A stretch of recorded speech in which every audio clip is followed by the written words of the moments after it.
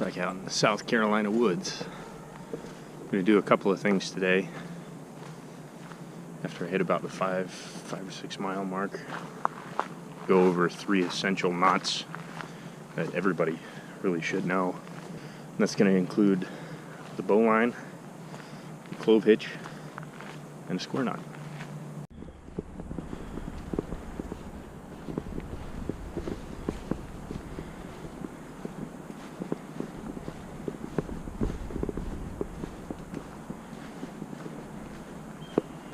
So there is a right way and a wrong way to light matches. These are just strike anywhere matches that I had sitting around. They work fine.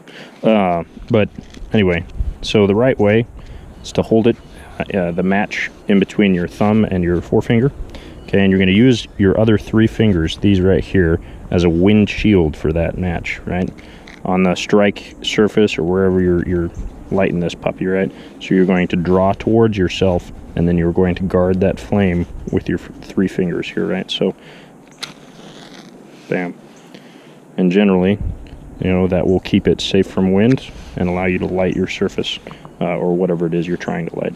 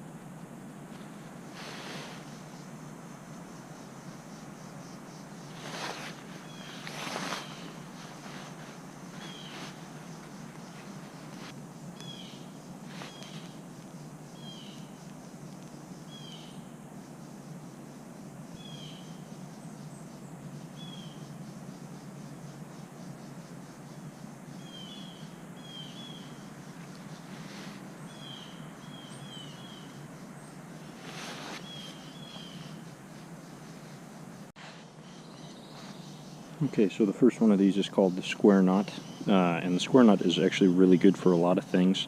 It's very simple, but probably its best use is connecting 2 pieces of rope together.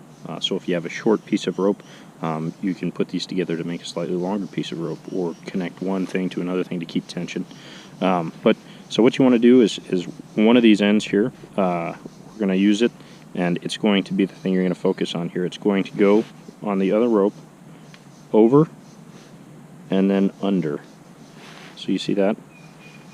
Using that side that you're still focused on, it's going to go over, and then under again. So you see that? Over, under, over, under. So it makes kind of a horseshoe around itself.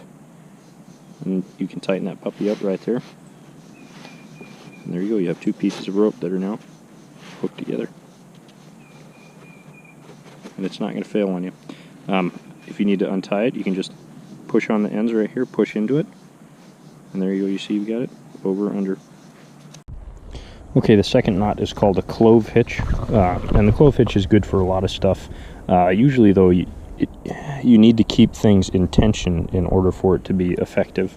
So I'll show you using that same length of rope here. You're going to go over the object that you're putting the clove hitch on, then over your rope, and then under your rope, so underneath there. So you see you've got that kind of 2-way road going underneath there, and it tightens right up, going on both sides there, so that you've got that nice clove hitch. And again, that can remain under tension. This is an old branch, it's about to snap that thing in half. Using this for like setting up a tent or setting up something else, typical purpose there. In order to release it, you just push on the ends there, get that tension out, and there you go.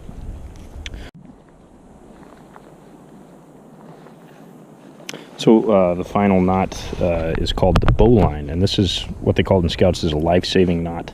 And typically when you're making this, you're actually going to wrap it around your body, and you throw it out to somebody who's like in the water, or somebody who needs help, something like that. But just for demonstration purposes, what we're doing here, I'm going to reference the rope here as the tree, right? So you've got a tree, and then you're going to make a loop in front of that using the same rope here, and you have a hole in front of the tree. That rope has to go in front of it, right? And then you've got, at the other end here, you've got a little rabbit, right? And that rabbit wants to jump out of the hole, run around the tree, jump back in his hole. Okay, so you see that? And now the tree grows, and the rabbit goes down, and the hole closes. And that's the bowline. So the bowline, it's not going to slip. It is never going to go in any direction, up or down. It's one of the strongest knots out there. So we'll show that to you again.